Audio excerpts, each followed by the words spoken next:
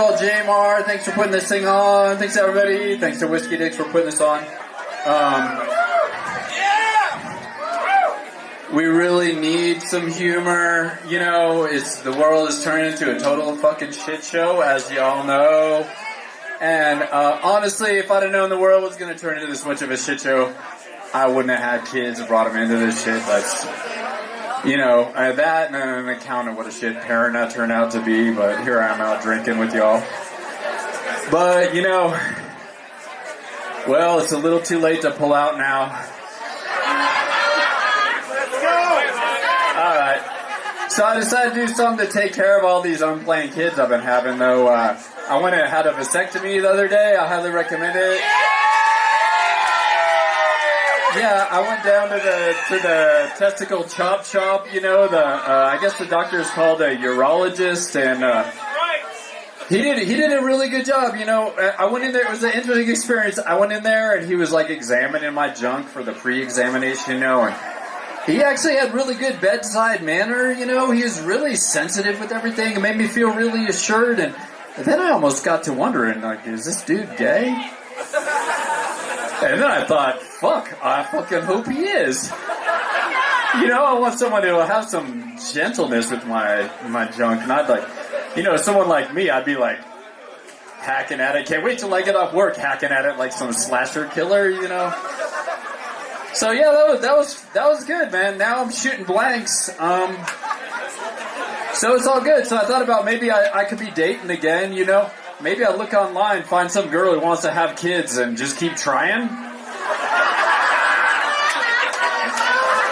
I'm sorry, I'm an insensitive dick. I know. Yeah, no, I'm in such a. You wouldn't be surprised to hear, you know, this girl I was dating dumped me the other night. I kind of saw it coming, though. You know, I was talking to her on the phone. She's like, why aren't you more curious about me? You know, you always talk about yourself. Aren't you more interested in me? And I was like, wait, what'd you say? I zoned out for a second, babe.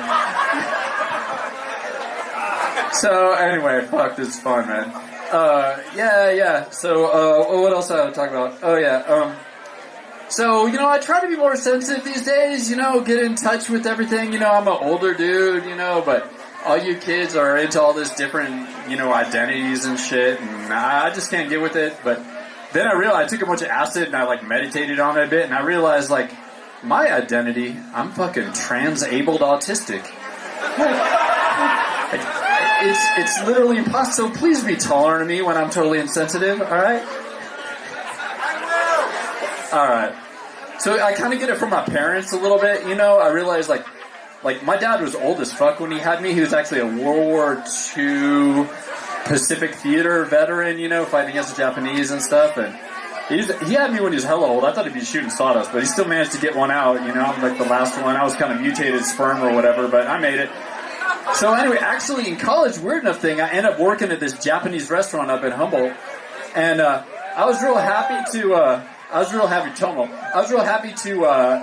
take my parents out, show them the place that I worked, and we went out and had a nice meal, drank a bunch of sake, and the weird thing though, as we're getting into my car, my dad's like, see how diplomatic I am, son? I didn't even tell them I used to bomb the Japanese.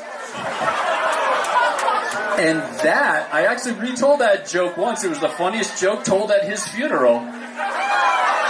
Okay, it was kind of the only joke, and it kind of went over like a joke about blowing people up in church, but, you know, that's how it goes. Sorry. I'm trying to become a better person, though. You know, I tried, like, meditation, yoga, all that stuff, but that kind of went so-so. You know, I actually got kicked out of the yoga studio. I was, like, visualizing my true intention, you know, and apparently I was doing the wrong kind of three-legged dog pose. I don't know what happened. Look, I got kicked out of there before I could even show them my no-handed plank. So I guess I'm not many of those ladies, but yeah, it's all good. But anyway, I don't know what I'm gonna do. Maybe I'll go back to the urologist. He had a nice touch. Peace, y'all. That's fun.